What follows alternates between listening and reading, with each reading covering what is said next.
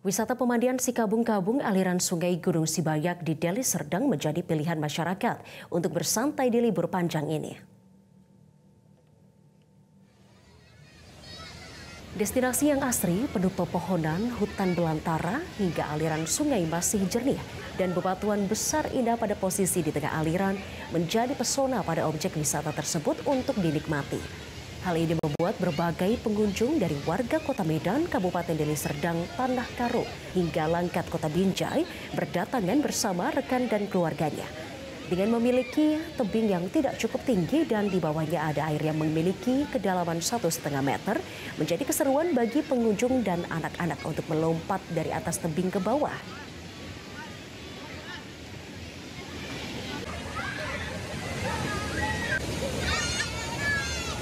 Jelajahi cara baru mendapatkan informasi. Download Metro TV Extend sekarang.